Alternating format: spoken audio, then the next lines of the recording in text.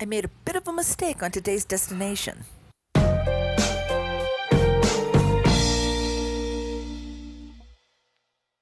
I'm headed out for a road trip, but to film something entirely different than what I ended up doing. We are heading up a windy Highway 49 road between this sleepy community called Tuttle Town and Angels Camp to find the cabin Mark Twain stayed in when he was avoiding legal issues in San Francisco. I'm thirsty, so it's a stop at the Red Barn of Tuttle Town, one of a small handful of businesses here. Pretty good. How are you? Not bad at all.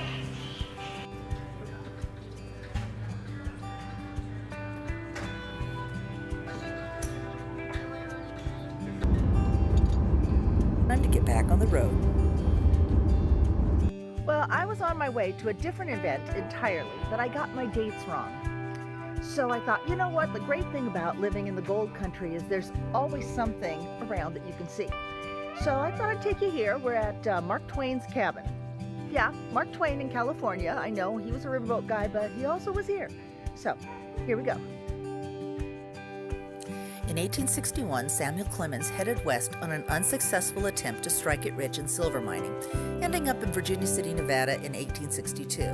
Here he took a job as a reporter for the Territorial Enterprise, writing humorous articles about the Comstock lode. It was there he began to use the pen name Mark Twain. Later, Twain moved on to San Francisco, becoming city editor of the Call. He was there for the big quake in 1865 and wrote of the experience. After a bar fight on the infamous Barbary Coast, in which his pal Steve Gillis had an altercation with Big Jim Casey, the saloon proprietor, Gillis knocked his adversary cold. Twain raised bail for his friend. However, Big Jim Casey was a friend of the city's police chief, and Twain had written articles about the city's police department's corruption, making him unpopular with the police. Gillis jumped bail and two skedaddled to the little cabin in the mountains on Jackass Hill. It was here that he wrote The Frog Jump of Calaveras County, which was published in New York Saturday Press in 1865. This story brought Twain acclaim from Eastern readers, and the rest is history. Here we are on a place called Jackass Hill. You heard me correctly, that's Jackass Hill. And here's the cabin. Here's a picture of Twain in front of the tiny cabin, where he spent several months while avoiding legal issues. Actually, the cabin burned in the 1890s. This cabin is a replica constructed in 1922. The chimney and the fireplace are believed to be original.